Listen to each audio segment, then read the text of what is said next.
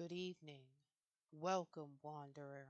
Tonight we descend into the burning sands of Arabia, where the wind whispers through ruins older than memory itself. Find a quiet place in the dark, and let us journey together into the depths of the forgotten world. Tonight we are reading The Nameless City by H.P. Lovecraft. When I drew nigh the nameless city, I knew it was accursed. I was traveling in a parched and terrible valley under the moon, and afar I saw it protruding uncannily above the sands as parts of a corpse may protrude from an ill-made grave. Fear spoke from the age-worn stones of this hoary survivor of the deluge, this great-grandfather of the eldest pyramid, and a viewless aura repelled me and bade me retreat from antique and sinister secrets that no man should see and no man else had dared to see.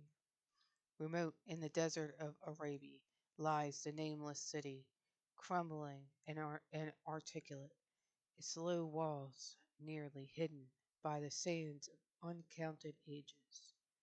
It must have been thus before the first stones of Memphis were laid, and while the bricks of Babylon were yet unbaked.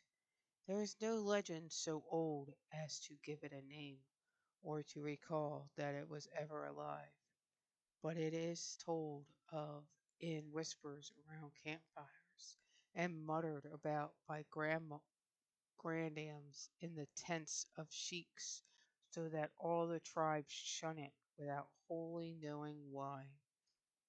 It was of this place that Abdul Alhazred, the mad poet, dreamed of the night before he sang his unexplained couplet. That is not dead which can eternal lie, and with strange aeons death may die. I should have known that the Arabs had good reason for shunning the nameless city, the city told of in strange tales, but seen by no living man. Yet I defied them, and went into the untrodden waste with my camel. I alone have seen it. That is why no other face bears such hideous lines of fear as mine. Why no other man shivers so horribly when the night wind rattles the windows. When I came upon it in the ghastly stillness of unending sleep, it looked at me, chilly from the rays of a cold moon amidst the desert's heat. And as I returned its look I forgot my triumph at finding it, and stopped still with my camel to wait for the dawn.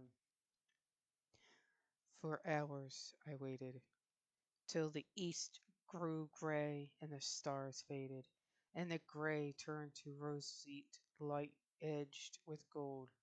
I heard a moaning, and saw a storm of sand stirring among the antique stones, though the sky was clear, and the vast reaches of desert still. Then suddenly above the desert's far rim came the blazing edge of the sun, seen through the tiny sandstorm which was passing away, and in my fevered state I fancied that from some remote depth there came a crash of musical metal to hail the fiery disk as Memnon hails it from the banks of the Nile. My ears rang, and my imagination seethed as I led my camel slowly across the sand to that unvocal place, that place which I alone of living men had seen.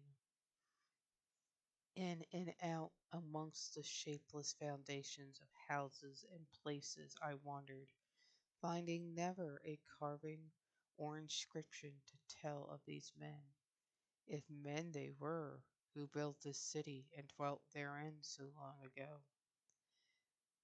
The antiquity of the spot was unwholesome, and I longed to encounter some sign or device to prove that the city was indeed fashioned by mankind. There were certain proportions and dimensions in the ruins which I did not like. I had with me many tools, and dug much within the walls of the obliterated edifices, but progress was slow, and nothing significant was revealed. When night and the moon returned, I felt a chill wind which brought new fear, so that I did not dare to remain in the city. And as I went outside the antique walls to sleep, a small sighing sandstorm gathered behind me, blowing over the grey stones, though the moon was bright and most of the desert still.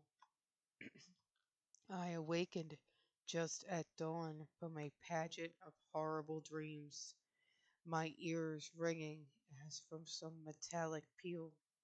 I saw the sun peering redly through the last gusts of a little sandstorm that hovered over the nameless city and marked the quietness of the rest of the landscape. Once more I ventured within those brooding ruins that swelled beneath the sand like an ogre under a coverlet, and dug vainly for relics of the forgotten race. At noon I rested, and in the afternoon I spent much time tracing the walls and bygone streets, and the outlines of the nearly vanished buildings. I saw that the city had been mighty indeed, and wondered at the sources of its greatness. To myself I pictured all the splendors of an age so distant that Chaldea could not recall it, and thought of Sarnath the doomed that stood in the land of Minar when mankind was young, and of Ib that was carven of grey stone before mankind existed. All at once I came upon a place where the bedrock rose stark through the sand, and formed a low cliff, and here I saw with joy what seemed to promise further traces of the antediluvian people. Hewn rudely on the face of the cliff were the unmistakable facades of several small, squat, rock houses or temples, whose interiors might preserve many secrets of ages too remote for calculation. Those sandstorms had long effaced any carvings which may have been outside. Very low and sand-choked were all the dark apertures near me, but I cleared on with my spade and crawled through it, carrying a torch to reveal whatever mysteries it might hold. When I was inside, I saw that the cavern was indeed a temple, and beheld plain signs of the race that had lived and worshipped before the desert was a desert. Primitive altars, pillars, and niches, all curiously low, were not absent. And though I saw no sculptures or frescoes, there were many singular stones clearly shaped into symbols by artificial means. The lowness of the chiseled chamber was very strange, for I could hardly kneel upright, but the area was so great that my torch showed only part of it at a time. I shuddered oddly in some of the far corners, for certain altars and stones suggested forgotten rites of terrible, revolting, and inexplicable nature, and made me wonder what manner of men could have made and frequented such a temple.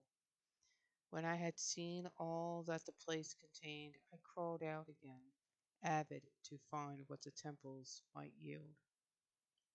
Night had now approached, yet the tangible things I had seen made curiosity stronger than fear, so that I did not flee from the long moon-cast shadows that had daunted me when first I saw the nameless city. In the twilight I cleared another aperture, and with a new torch crawled into it, finding more vague stones and symbols, though nothing more definite than the other temple had contained. The room was just as low, but much less broad, ending in a very narrow passage crowded with obscure and cryptical shrines. About these shrines I was prying when the noise of a wind and my camel outside broke through the stillness, and drew me forth to see what could have frightened the beast. The moon was gleaming vividly over the primitive ruins, lighting a dense cloud of sand that seemed blown by a strong but decreasing wind from some point along the cliff ahead of me. I knew it was this chilly, sandy wind which had disturbed the camel, and was about to lead him to a place of better shelter, when I chanced to glance up and saw that there was no wind atop the cliff.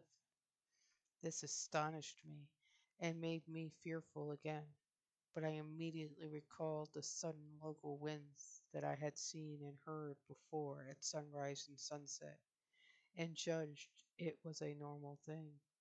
I decided it came from some rock fissure leading to a cave, and watched the troubled sand to trace it to its source, soon perceiving that it came from the black orifice of a temple a long distance south of me, almost out of sight. Against the choking sand cloud I plodded toward this temple, which, as I neared it, loomed larger than the rest, and shewed a doorway far less clogged with caked sand. I would have entered had not the terrific force of the icy wind almost quenched my torch. It poured madly out of the dark door, sighing uncannily as it ruffled the sand and spread among the weird ruins. Soon it grew fainter, and the sand grew more and more still, till finally all was at rest again. But a presence seemed stalking among the spectral stones of the city, and when I glanced at the moon, it seemed to quiver as though mirrored in unquiet waters. I was more afraid than I could explain, but not enough to dull my thirst for wonder. So as soon as the wind was quite gone, I crossed into the dark chamber from which it had come. This temple, as I had fancied from the outside, was larger than either of those I had visited before, and was presumably a natural cavern, since it bore winds from some region beyond. Here I could stand quite upright, but saw that the stones and altars were as low as those in the other temples. On the walls and roof I beheld for the first time some traces of the pictorial art of the ancient race, curious curling streaks of paint that had almost faded or crumbled away, and on two of the altars I saw with rising excitement a maze of well-fashioned curvilinear carvings. As I held my torch aloft, it seemed to me that the shape of the roof was too regular to be natural, and I wondered what the prehistoric cutters of stone had first worked upon. Their engineering skill must have been vast. Then a brighter flare of the fantastic flames showed that form which I had been seeking, though opening to those remoter abysses whence the sudden wind had blown, and I grew faint when I saw that it was a small and plainly artificial door chiseled in the solid rock. I thrust my torch within, beholding a black tunnel with the roof arching low over a rough flight of very small, numerous, and steeply descending steps. I shall always see those steps in my dreams, for I came to learn what they meant. At the time I hardly knew whether to call them steps or mere footholds in a precipitous descent. My mind was whirling with mad thoughts, and the words and warning of Arab prophets seemed to float across the desert from the land that men know to the nameless city that men dare not know. Yet I hesitated only for a moment before advancing through the portal and commencing to climb cautiously down the steep passage, feet first, as though on a ladder. It is only in the terrible phantasms of drugs or delirium that any other man can have such a descent as mine. The narrow passage led indefinitely down like some hideous haunted well, and the torch I held above my head could not light the unknown depths toward which I was crawling. I lost track of the hours and forgot to consult my watch, though I was frightened when I thought of the distance I must have be traversing. There were changes of direction and of steepness, and once I came to a low, level passage where I had to wriggle my feet first along the rocky floor, holding torch at arm's length beyond my head. The place was not high enough for kneeling. After that were more of the steep steps, and I was still scrambling down interminably when my failing torch died out. I do not think I noticed it at the time, for when I did notice it, I was still holding it above me, as if it were ablaze. I was quite unbalanced with that instinct for the strange and the unknown which had made me a wanderer upon earth and a haunter of far, ancient, and forbidden places. In the darkness there flashed before my mind fragments of my cherished treasury of demonic lore, sentences from Alhazarad the mad Arab, paragraphs from the awful nightmares of Damascus, and infamous lines from the delirious Image du Monde of Gauthier de Metz. I repeated queer extracts, and muttered of Aphrased and the daemons that floated with him down the Oxus, later chanting over and over again a phrase from one of Lord Dunsey's tales. The unreverberate blackness of the abyss. Once, when the descent grew amazingly steep, I recited something in sing-song from Thomas Moore until I feared to recite more. A reservoir of darkness, black as witches' cauldrons are when filled with moon drugs in the eclipse distilled, leaning to look if foot might pass down through that chasm I saw beneath. As far as vision could explore, the jetty's sides as smooth as glass, looking as if just varnished over, with that dark pitch the seat of death throws out upon its slimy shore. Time had quite ceased to exist when my feet again felt a level floor, and I found myself in a place slightly higher than the rooms in the two smaller temples, now so incalculably far above my head. I could not quite stand, but could kneel upright, and in the dark I shuffled and crept hither and thither at random. I soon knew that I was in a narrow passage whose walls were lined with cases of wood having glass fronts, as in that Paleozoic and abysmal place I felt of such things as polished wood and glass. I shuddered at the possible implications. The cases were apparently ranged along each side of the passage at regular intervals, and were oblong and horizontal, hideously like coffins in shape and size. When I tried to move two or three for further examination, I found that they were firmly fastened. I saw that the passage was a long one, so floundered ahead rapidly in a creeping run that would have seemed horrible had any eye watched me in the blackness, crossing from side to side occasionally to feel of my surroundings and be sure the walls and rows of cases still stretched on. Man is so used to thinking visually that I almost forgot the darkness and pictured the endless corridor of wood and glass in its low studded monotony as though I saw it. And then in a moment of indescribable emotion I did see it. Just when my fancy emerged into real sight, I cannot tell. But there came a gradual glow ahead, and all at once I knew that I saw the dim outlines of a corridor in the cases, revealed by some unknown subterranean phosphorescence.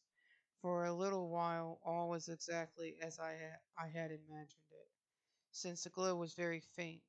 But as I mechanically kept stumbling ahead into the stronger light, I realized that my fancy had been but feeble.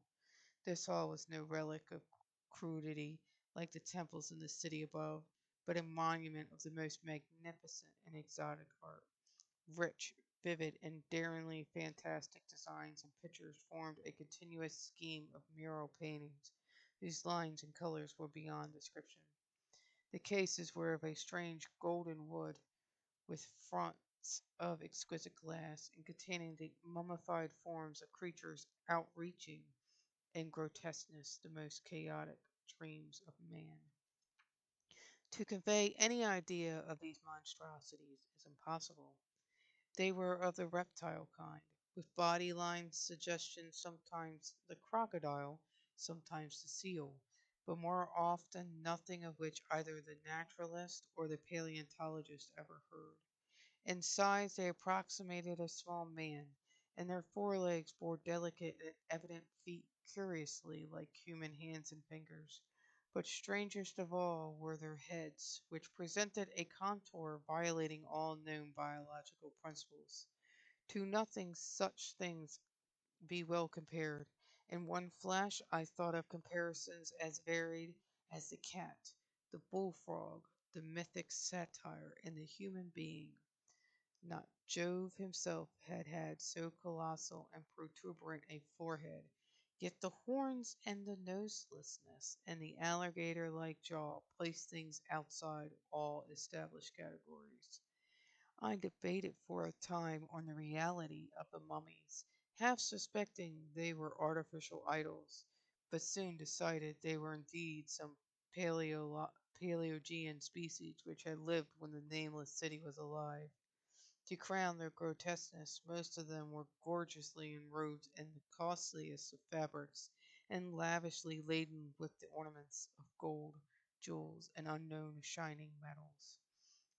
The importance of these crawling creatures must have been vast, for they held first place among the wild designs on the frescoed walls and ceiling. With the matchless skill had the artist drawn them in a world of their own, wherein they had cities and gardens fashioned to suit their dimensions, and I could not help but think that their pictured history was allegorical, perhaps showing the progress of the race that worshipped them. These creatures, I said to myself, were to men of the nameless city what the she-wolf was to Rome, or some totem beast is to a tribe of Indians. Holding this view, I could trace roughly a wonderful epic of the nameless city, the tale of a mighty seacoast metropolis that ruled the world before Africa rose out of the waves, and of its struggles as the sea shrank away and the desert crept into the fertile valley that held it. I saw its wars and triumphs, its troubles and defeats, and afterwards its terrible fight against the desert when thousands of its people, here represented in allegory by the grotesque reptiles, were driven to chisel their way down through the rocks in some marvelous manner to another world whereof their prophets had told them. It was all vividly weird and realistic, and its connection with the awesome descent I had made was unmistakable. I even recognized the passages. As I crept along the corridor toward the brighter light, I saw later stages of the painted epic. The leave taking of the race that had dwelt in the nameless city, and the valley around for 10 million years. The race whose souls shrank from quitting scenes their bodies had known so long, where they had settled as nomads in the earth's youth, hewing in the virgin rock those primal shrines at which they had never ceased to worship. Now that the light was better, I studied the pictures more closely, and remembering that the strange reptiles must represent the unknown men, pondered upon the customs of the nameless city. Many things were peculiar and inexplicable. The civilization, which included a written alphabet, had seemingly risen to a higher order than those immeasurably later civilizations of Egypt and Chaldea. Yet there were curious omissions. I could, for example, find no pictures to represent deaths or funeral customs, save such as were related to wars, violence, and plagues. And I wondered at the re- ret- reticence shown concerning natural death. It was as though an ideal of immortality had been fostered as a cheering illusion. Still, nearer the end of the passage was painted scenes of the utmost picturesqueness and extravagance. Contrasted views of the nameless city and its desertion and growing ruin, and of the strange new realm of paradise to which the race had hewed its way through the stone. In these views, the city and the desert valley were strewn always by moonlight, golden nimbus hovering over the fallen walls, and half revealing the splendid perfection of former times, shown spectrally and elusively by the artist. The paradisal scenes were almost too extravagant to be believed, portraying a hidden world of eternal day filled with glorious cities and ethereal hills and valleys. At the very last, I thought I saw signs of an artistic anticlimax. The paintings were less skilful and much more bizarre than even the wildest of the earlier scenes.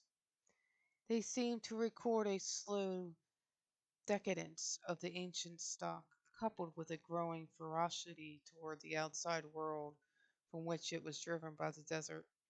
The forms of the people, always represented by the sacred reptiles, appeared to be gradually wasting away. Through their spirit, as shewn hovering above the ruins by moonlight, gained in proportion. Emaciated priests, displayed as reptiles in ornate robes, cursed the upper air and all who breathed it, and one terrible final scene shewed a primitive looking man, perhaps a pioneer of ancient Irene, the city of pillars, torn to pieces by members of the elder race. I remember how the Arabs feared the nameless city, and was glad that beyond this place the grey walls and ceiling were bare. As I viewed the pageant of mural history, I had approached very closely to the end of the low ceiled hill hall, and was aware of a gate through which came all of the illuminating phosphorescence. Creeping up to it, I cried aloud in transcendent amazement at what lay beyond, for instead of other and brighter chambers, there was only an illimitable void of uniform radiance, such one might fancy when gazing down from the peak of Mount Everest upon a sea of sunlit mist. Behind me was a passage so cramped that I could not stand upright in. Before me was an infinity of subterranean effulgence. Reaching down from the passage into the abyss was the head of a steep flight of steps, small, numerous steps like those of black passages I had traversed. But after a few feet the glowing vapors concealed everything.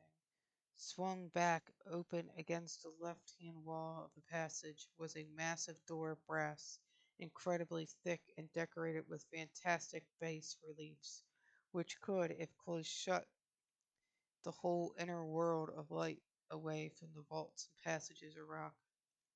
I looked at the step, and for the nonce dared not try them. I touched the open brass door, and could not move it. Then I sank prone to the floor, my mind aflame with prodigious reflections which not even a death-like exhaustion could banish. As I lay still with closed eyes, free to ponder, many things I had lightly noted in the frescoes came back to me with new and terrible significance. Scenes representing the nameless city in its heyday, the vegetations of the valley around it, and the distant lands with which its merchants traded. The allegory of the crawling creatures puzzled me by its universal prominence, and I wondered that it would be so closely followed in a pictured history of such importance. In the frescoes, the nameless city had been shewn in proportions fitted to the reptiles. I wondered what its real proportions and magnificence had been, and reflected a moment on certain oddities I had noticed in the ruins. I thought curiously of the lowness of the primal temples, and of the underground corridor which were doubtless hewn thus out of deference to the reptile deities there honoured, though perforce reduced the worshippers to crawling. Perhaps the very rites here involved crawling in imitation of the creatures. No religious theory, however, could easily explain why the level passages in that awesome descent should be as low as the temples, or lower, since one could not even kneel in it. As I thought of the crawling creatures whose hideous mummified forms were so close to me, I felt a new throb of fear. Mental associations are curious, and I shrank from the idea that except for the poor primitive man torn to pieces in the last painting, mine was the only human form amidst the many relics and symbols of the primordial life. But as always in my strange and roving existence, wonder soon drove out fear, for the luminous abyss and what it might contain presented a problem worthy of the greatest explorer. That a weird world of mystery lay far down that flight of peculiarly small steps, I could not doubt, and I hoped to find there those human memorials which the painted corridor had failed to give. The frescoes had pictured unbelievable cities and valleys in this lower realm, and my fancy dwelt on the rich and colossal ruins that awaited me. My fears, indeed, concerned the past rather than the future.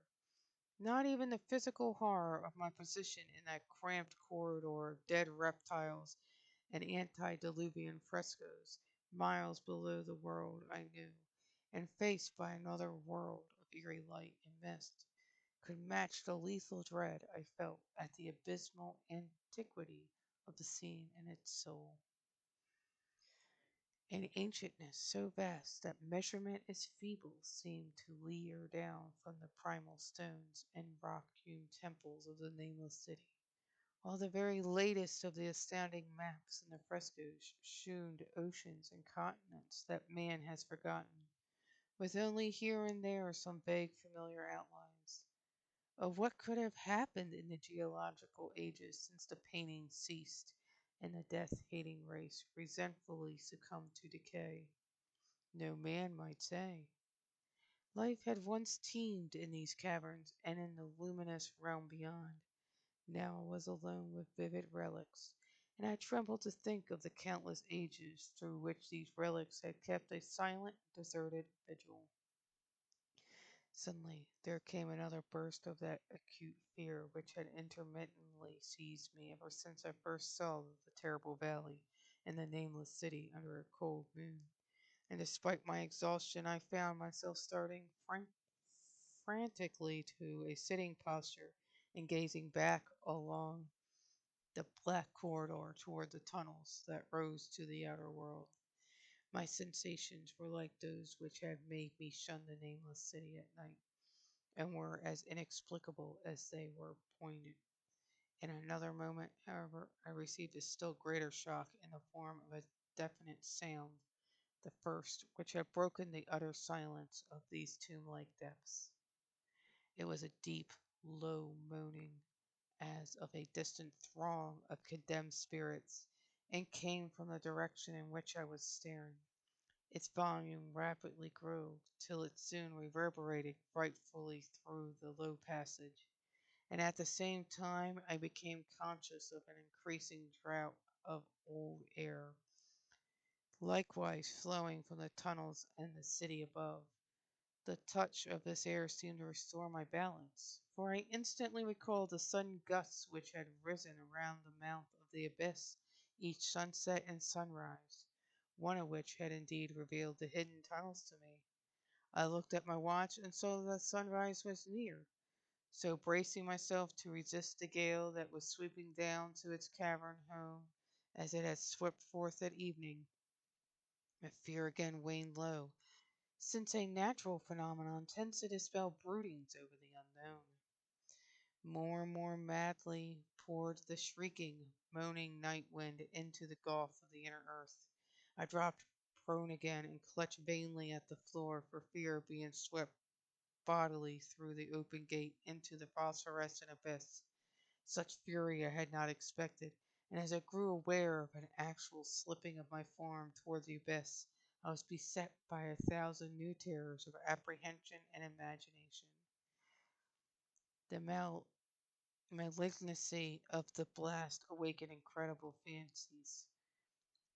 Once more I compared myself shudderingly to the only human image in that frightful corridor, the man who was torn to pieces by the nameless race. For in the fiendish clawing of the swirling currents there seemed to abide a vindictive rage, all the stronger because it was largely impotent. I think I screamed frantically near the last. I was almost mad of the howling wind wraiths. I tried to crawl against the murderous invisible torrent, but I could not even hold my own as I was pushed slowly and inexorably toward the unknown world. Finally reason must have wholly snapped, for I fell babbling over and over that unexplainable couplet of the mad Arab Alhazred, who dreamed of the nameless city. That is not dead which can eternal lie, and with strange aeons even death may die. Only the grim, brooding desert gods know what really took place, what indescribable struggles and scrambles in the dark I endured, or what Abaddon guided me back to life, where I must always remember and shiver in the night wind till oblivion, or worse, claims me. Monstrous, unnatural, colossal was the thing, too far beyond all the ideas of man to be believed, except in the silent, damnable small hours of the morning when one cannot sleep. I have said that the fury of the rushing blast was infernal, cacodemoniacal, and that its voices were hideous with the pent-up viciousness of desolate eternities. Presently these voices, while still chaotic before me, seemed to my beating brain to take articulate form behind me, and down there in the grave of unnumbered aeon dead antiquities, leagues below the dawn-lit world of men, heard the ghastly cursing and snarling of a strange-tongued fiends. Turning, I saw outlined against the luminous aether of the abyss that could not be seen against the dusk of the corridor, a nightmare horde of rushing devils, hate distorted, grotesquely panoplied, half-transparent devils of a race no man might mistake, the crawling reptiles of the nameless city. And as the wind died away, I was plunged into the ghoul-pulled darkness of earth's bowels. For behind the last of the creatures, the great brazen door clanged shut with a deafening peal of metallic music, whose reverberations swelled out to the distant world to hail the rising sun, as Memnon hails it from the banks of the Nile. And that is The Nameless City by H.P. Lovecraft. This is Raven Cross. Like and subscribe. Have a good night.